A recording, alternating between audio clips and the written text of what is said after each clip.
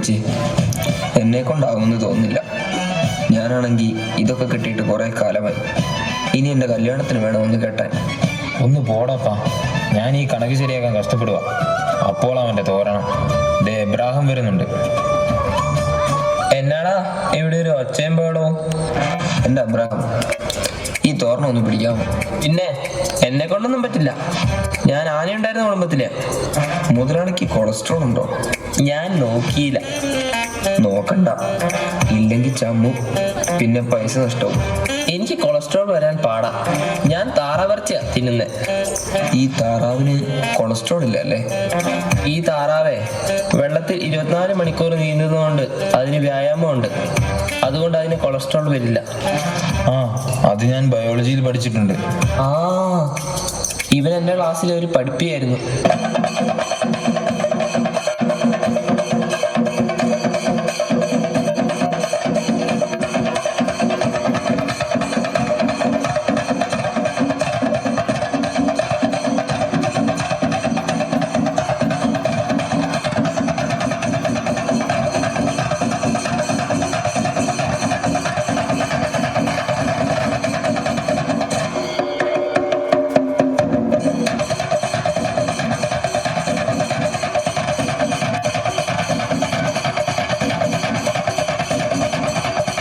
ഇതെവിടുന്നാ ഈ ശബ്ദം?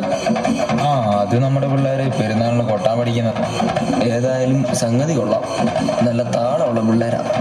മത്തായി, ഓർക്കുന്നുണ്ടല്ലോ കഴിഞ്ഞ പെരുന്നാളിന് അടിച്ച് പാമ്പായി ഓടെ കിടന്നപ്പോ ആരാ എടുത്തോണ്ട് പോയെന്ന് അറിയാലോ? ഞാനോ? അല്ല, ഞാൻ. നിന്നെ ഞാനല്ലേ ആ ഷമ്മിയുടെ ഓട്ടോ കയറ്റി വീട്ടിൽ വിട്ടത്? അതിന്റെ നന്ദി എനിക്കിപ്പോഴും ഉണ്ട്. അടിച്ച് ഫിറ്റായാണോ ഇരിക്കുന്നത്? ഞാൻ പച്ചയ്ക്ക. പെരുന്നാളായതുകൊണ്ട് ചോദിച്ചു പോയതാ മത്തായി. ഞാൻ ബിവറേജിലേക്കാ പോകുന്നേ. ഷെയർ വല്ലതും തരാനുണ്ടോ? ഞാൻ അത്രക്കാരൻ നെഹിഹേ. ഇവരെന്താ ഈ പറയുന്നത്? ഷെയറോ?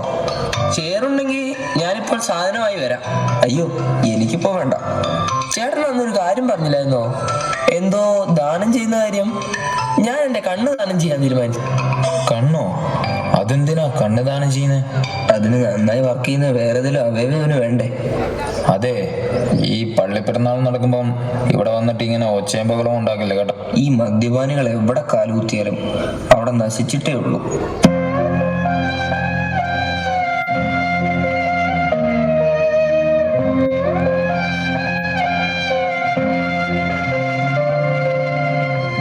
ഞങ്ങൾ മദ്യപാനികൾ കാലുകുത്തിയിട്ട് എത്ര ബിവറേജാണോ നശിച്ചത്? കഴിഞ്ഞ തവണ ചാലക്കുടി ബിവറേജിന് ചിലവ് കൊണ്ടാണ് നമ്മുടെ സർക്കാർ പിടിച്ചു നിന്നത്. നീ ഇങ്ങനെയൊക്കെ പറയാതെ. നിനക്ക് നന്നാവാൻ ഞാനൊരു അവസരം തരാം. അതായത് ചെറിയൊരു ഉപദേശം തരാം. ആ, ഉപദേശിക്കേ. അങ്ങനെയെങ്കിൽ ഞാൻ നന്നാവട്ടെ. അതായത് ഒരു കഴുതയുടെ മുമ്പിൽ നമ്മൾ ഒരു ഗ്ലാസ് വെള്ളം വെക്കുന്നു, ഒരു ഗ്ലാസ് മദ്യവും വെക്കുന്നു. ആദ്യം ആ കഴുത പച്ച വെള്ളമേ കുടിക്കും. അതുകൊണ്ടാ അതിനെ കഴുത എന്ന് വിളിക്കുന്നത്. എടാ, കഴുത എന്നല്ല, ഞാനാണെങ്കിലും പച്ച വെള്ളമേ കുടിക്കും. മരക്കഴുത. എബ്രാഹിം, നീ ഒന്ന് പോകുന്നുണ്ടോ? മത്തായി, നീ വേഗം പണി തീർത്തേ.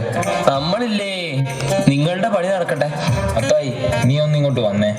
കണക്ക് പുസ്തകത്തിൽ നീ തന്ന ചിലവുകൾ എഴുതിയിരിക്കുന്നത് കണ്ടോ? കട്ടൻ ചായയും ബിസ്ക്കറ്റും 500 രൂപ. ഒരു നേരം ചായ കുടിക്കാനാണോ 500 രൂപ? അത് പിന്നെ പള്ളിയിലെ ഉറുമ്പുകൾക്കും കൂടെ ബിസ്ക്കറ്റ് പൊടിച്ചു കൊടുത്തു. അവരും ദൈവത്തിന്റെ സൃഷ്ടികളല്ലേ ജോണേട്ടാ. പാവങ്ങൾ ഈ പെരുന്നാൾ കാലത്ത് പട്ടിണി കിടക്കണോ? എൻ്റെ കർത്താവേ, ഈ കണക്കൊക്കെ ഞാൻ കമ്മിറ്റിയിൽ എങ്ങനെ അവതരിപ്പിക്കുവോ? ആ നോക്ക്, അവിടെ വെടിക്കെട്ട് സാധനങ്ങൾ ഇറക്കുന്നു.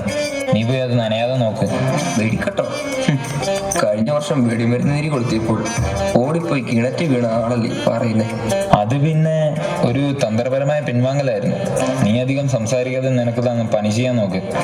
സാമൂഹ്യ മുതലാളി വരാൻ സമയമായി. പുള്ളി വന്നാൽ പിന്നെ ഇവിടെ ബഹളമാണ്. വരും. തറവാടിത്തരം വാരി വിതറാൻ സ്വർണ്ണ ലിപിയുമായി വരും. ഞാനിപ്പോ വരാവേ.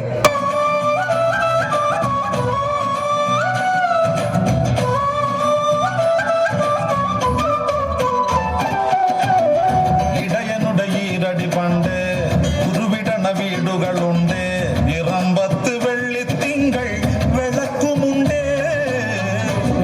ജോണേട്ടാ, ഈ വെടിക്കെട്ട് ഇത്തവണ കുറച്ച് കടിപ്പിക്കണം. കഴിഞ്ഞ തവണ വെടിപൊട്ടിയപ്പോൾ അയൽവക്കത്തെ കുര്യന്റെ പശു പേടിച്ച് പ്രസവിച്ചു എന്നാണ് കേട്ടത്. നീ തന്നെ ഏൽപ്പിച്ച പണി നോക്കടാ മത്തായി. ആയിക്കോട്ടെ, ഈ തോരണ ഇച്ചിരിയുടെ ഉയർത്തിക്കെട്ടണോ അതോ വരുന്നവർക്ക് തട്ടി വീഴാൻ പാകത്തിന് താഴ്ത്തിക്കെട്ടണോ? നീ ഒന്നും മിണ്ടാണ്ടിരുന്ന് പണിയെടുക്കുന്നുണ്ടോ? പെരുന്നാളിങ്ങെത്തി, അപ്പോഴാണ് അവന്റെ സംശയങ്ങളുമായി വന്നേക്കുന്നത്. അല്ല, വെടിക്കെട്ട് നടക്കുമ്പോൾ തോരണമൊക്കെ കരിഞ്ഞു പോകില്ലേ എന്നൊരു ഡൗട്ട്. കഴിഞ്ഞ തവണ വെടിക്കെട്ട് കണ്ടപ്പോൾ സാമൂഹ്യ മുതലാളിയുടെ മീശ കരിഞ്ഞു പോയത് ഓർമ്മയുണ്ടല്ലോ. പുള്ളി പിന്നെ ഒരു മാസത്തേക്ക് വീട്ടിൽ നിന്ന് പുറത്തിറങ്ങിയിട്ടില്ല. ഒന്ന് പതുക്കെ പറയടാ. ദിയാ സാമൂഹ്യ മുതലാളി ഇങ്ങോട്ട് വരുന്നുണ്ട്. ജോണെ, ഈ വർഷത്തെ പെരുന്നാളിന് ആകാശ കാണാത്തത്ര അമിട്ടുകൾ പൊട്ടണം. നോട്ടീസിൽ മുഖ്യ രക്ഷാധികാരിയായി ചിറക്കൽ സാമുവൽ എന്ന് തന്നെ അടിക്കണം. സ്വർണ്ണ ലിപിയിൽ തന്നെ ആയിക്കോട്ടെ. പണം ഞാൻ നോക്കിക്കൊള്ളാം. സ്വർണ്ണ ലിപിയിൽ എഴുതിയാലും സ്വർഗത്തിൽ കയറാൻ പറ്റുമോ എന്തോ. നീ എന്തേലും പറഞ്ഞായിരുന്നോടാ മത്തായി? ഞാനതങ്ങ് കേട്ടില്ല. അല്ല, ഈ വെടിക്കെട്ട് ആനപ്പുറത്ത് വേണോ അതോ റോക്കറ്റ് മതിയോ എന്ന് ചോദിച്ചതാ സാമൂഹ്യ ചേട്ടാ. വലുതായി എഴുതിയാൽ മാത്രം പോരാ, നോട്ടീസിന്റെ 4 സൈഡിലും ചേട്ടന്റെ ഫോട്ടോ വെക്കണം. കാണുന്നവർ വിചാരിക്കട്ടെ ഇത് സാമുവലിന്റെ സ്വന്തം പെരുന്നാളാണെന്ന്. എന്നിട്ട് നടുക്കൊരു റീത്തും കൂടെ വെച്ചാൽ സംഗതി ഉഷാറായി. അതൊക്കെ റെഡിയാക്കാം സാമുവൽ ചേട്ടാ. സ്റ്റീഫന്റെ കാര്യത്തിൽ ഒരു തീരുമാനമായില്ല. അവന്റെ പറമ്പിന്റെ അതിര് പള്ളി പ്രമാണത്തിൽ കാണിക്കുന്നതിനേക്കാൾ 2 അടി ഉള്ളിലാണെന്നാണ് അവൻ ആധാരമൊക്കെ കാണിച്ച് പറയുന്നത്. അതുകൊണ്ട് ആ തെങ്ങ് വെട്ടാൻ അവൻ സമ്മതിക്കുന്നില്ല. അത് വെട്ടാതെ നമ്മളെങ്ങനെ കമാനം പണിയും? ആധാരമോ? ആ പിച്ചക്കാരന്റെ കയ്യിൽ എന്ത് ആധാരം? അവന്റെ പുരയിടം എൻ്റെ മുത്തശ്ശന്മാർ അവന് ദാനമായി കൊടുത്തതാണ്. അത് തിരിച്ചു ചോദിക്കാനുള്ള അവകാശം എനിക്കുണ്ട്. ഞാനത് ചോദിക്കാത്തത് എൻ്റെ മര്യാദ. അവനോട് പറഞ്ഞേ വായടച്ചിരുന്നില്ലേ അവൻ ഈ നാട്ടിൽ കാണില്ല എന്ന്. എൻ്റെ തറവാടിത്തം അവൻ അറിയില്ല. അതെ, ഞങ്ങളുടെ തറവാടിത്തം അറിയാം. നിങ്ങളുടെ വല്യപ്പന് ആനയുണ്ടായിരുന്ന കഥയും അറിയാം. അതിനിയും പറയണ്ട, കുറെ കേട്ടതാ. ആ ചിന്തയുണ്ടായാ മതി. പതിയെ പറ. ഈ പള്ളിമുറ്റത്തെ മണ്ണ് എല്ലാവർക്കും ഒരേപോലെയാണെന്ന അച്ഛൻ പറയുന്നത്. നീ നിന്റെ പണി നോക്കണം മത്തായി. ഞാൻ ആദ്യമായിട്ടൊന്നുമല്ല അച്ഛന്മാരെ കാണുന്നത്. സാമുവലെ, പള്ളിക്കാര്യത്തിൽ പണത്തേക്കാൾ പ്രധാനം സമാധാനമാണ്. വെടിക്കെട്ടിന്റെ ശബ്ദത്തെക്കാൾ ദൈവത്തിന് ഇഷ്ടം പാവപ്പെട്ടവരുടെ പ്രാർത്ഥനയാണ്. ആ പാവപ്പെട്ടന്റെ ഭൂമിയിൽ കണ്ണു വെക്കുന്നത് നീ പറഞ്ഞ തറവാടിത്തത്തിന് ചേർന്നതാണോ? ആ 2 അടി മണ്ണിലല്ല നിന്റെ സ്വർഗം ഇരിക്കേണ്ടത്. മണ്ണല്ല, മനുഷ്യന്റെ മനസ്സാണ് വലുത്. അച്ഛൻ ഇതൊന്നും പറഞ്ഞാൽ മനസ്സിലാകില്ല. ഇത് കുടുംബ മഹിമയുടെ പ്രശ്നമാണ്.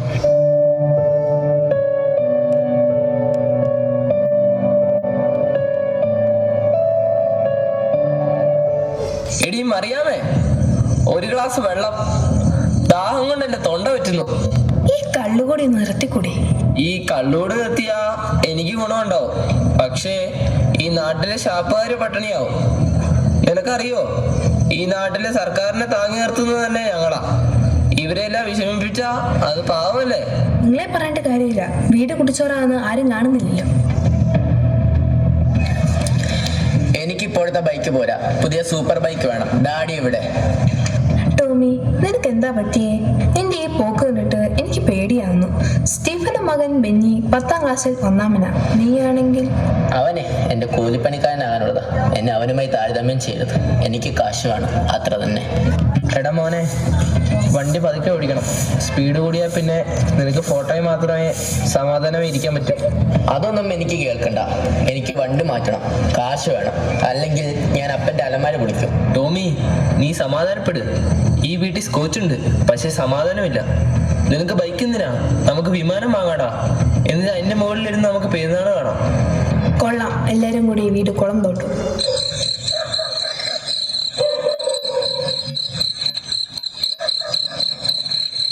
മത്തായി, ഈ റോഡ് എന്തിനാ ഇങ്ങനെ വളഞ്ഞു വളഞ്ഞു കിടക്കുന്നത്? ഒന്ന് ശരിയാക്കാൻ പള്ളിക്കാരോട് പറഞ്ഞോളെ. റോഡ് നേരെയാണ് ചേട്ടാ, ചേട്ടന്റെ നോട്ടമാണ് വളഞ്ഞു പോകുന്നത്.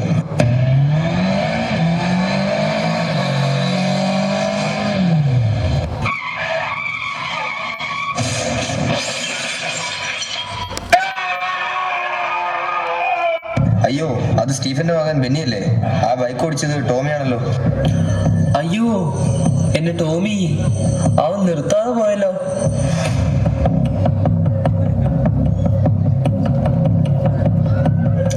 എന്റെ ഈശോയെ, പെണ്ണി മോനെ, ഒന്ന് കണ്ണു തുറക്കടാ. രക്തം. സ്റ്റീഫൻ ചേട്ടാ, എന്റെ കുഞ്ഞിനെ നോക്കിയേ. എന്റെ കർത്താവേ, എന്റെ കുഞ്ഞൊന്നും വരുത്തരുതേ. പുണ്യാളെ കാത്തോണം. സാമുവൽ ചേട്ടാ, എന്റെ കുഞ്ഞിനെ ഒന്ന് ആശുപത്രിയിൽ എത്തിക്കണേ. എന്റെ മോൻ മരിക്കാറായി. ഞാൻ കാല് പിടിക്കാം. സ്റ്റീഫ, എനിക്കിപ്പോൾ വണ്ടി എടുക്കാൻ കഴിയത്തില്ല. കാര്യം പറയാലോ, ഒരു കല്യാണത്തിന് പോകാൻ വേണ്ടി വണ്ടി കഴുകി വെച്ചേക്കുക. വണ്ടിയിൽ രക്തമായ ഞാൻ എങ്ങനെ പോകും? അതുകൊണ്ടോ? മനുഷ്യന്റെ ജീവനേക്കാൾ വലുതാണോ നിങ്ങൾക്ക് വണ്ടി? സ്റ്റീഫ, എന്തൊക്കെ പറഞ്ഞാലും എനിക്കിപ്പോൾ വണ്ടി എടുക്കാൻ കഴിയത്തില്ല. അത്ര നിർബന്ധമാണെങ്കിൽ ഇനി വല്ല ആംബുലൻസും വിളിക്ക്. മാറങ്ങോട്ടെ, എനിക്കിപ്പം പോകണം. കല്ലുപോലുള്ള ഹൃദയമായി നീ എങ്ങോട്ടാണ് പോകുന്നത് സാമുവലെ? ഈ കുഞ്ഞിന് വല്ലതും സംഭവിച്ചാൽ നിന്റെ പണത്തിന് നിന്നെ രക്ഷിക്കാനാവില്ല. ഒരു ജീവൻ ഇവിടെ കടന്ന് പടയുമ്പോഴാണോ നിന്റെ വണ്ടിയുടെ സീറ്റ് കവർ നോക്കുന്നത്? സ്റ്റീഫ, കുഞ്ഞിനെ എടുക്ക്, എൻ്റെ ജീപ്പിൽ പോകാം.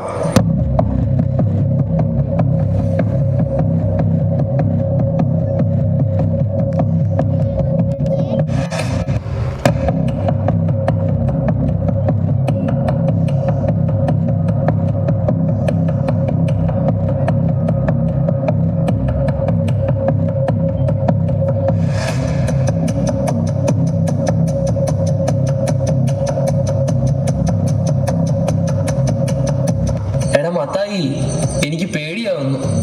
ടോമി ചെയ്തത് വലിയ തെറ്റായിപ്പോയി. പണം കൊണ്ട് ആ തെറ്റ് മറക്കാൻ പറ്റില്ലല്ലോ. സ്റ്റീഫ, ഇടിച്ചിട്ട് പോയ വണ്ടിയുടെ നമ്പർ ഞങ്ങൾക്ക് കിട്ടി. അത് ഈ സാമൽ സാറിന്റെ മകൻ ടോമിയുടേതാണ്. ഇവൻ മനഃപൂർവ്വം കുട്ടിയെ രക്ഷിക്കാതെ വണ്ടി ഓടിച്ചു പോയതാണ്. കണ്ടോ, നിങ്ങൾ അഹങ്കരിച്ച പണവും വണ്ടിയും ഇന്ന് ആരെയെന്ന് തകർത്തത് നിങ്ങൾ കണ്ടോ? നമ്മുടെ മകൻ ഒരു കൊലപാതകയാവേണ്ടതായിരുന്നു. എൻ്റെ ടോമിയോ, ഞാൻ ഇത്രയും കാലം എൻ്റെ പണത്തിനെക്കുറിച്ചും എൻ്റെ കുടുംബ മഹിമയെക്കുറിച്ചും തറവാടത്തെക്കുറിച്ചും എല്ലാവരോടും ഞാൻ പറഞ്ഞു നടന്നു. പക്ഷേ എൻ്റെ മകൻ വഴിതെറ്റിപ്പോയതും ഒരു കൊലയാളിയായതും ഞാൻ അറിഞ്ഞില്ല. ഞാൻ കുറച്ചും കൂടെ അവനെ നോക്കേണ്ടതായിരുന്നു. ചേട്ടാ, നമ്മൾ കുടിക്കുന്ന കള്ളാണെങ്കിലും നമ്മുടെ മനസ്സിൽ ഇത്രയും വിഷം പാടില്ലായിരുന്നു.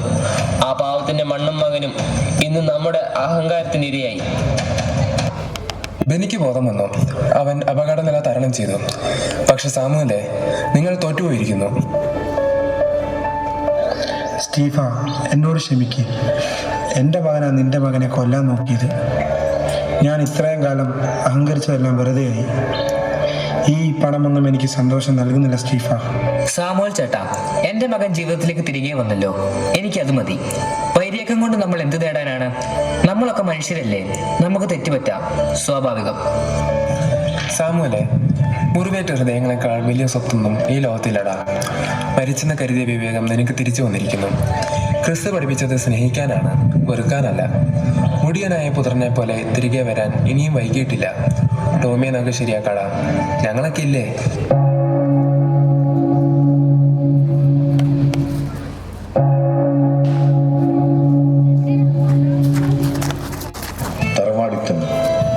തറവാടിന്റെ മഹിമയിലല്ല, മനുഷ്യ മനസ്സിന്റെ നന്മയിലാണ്.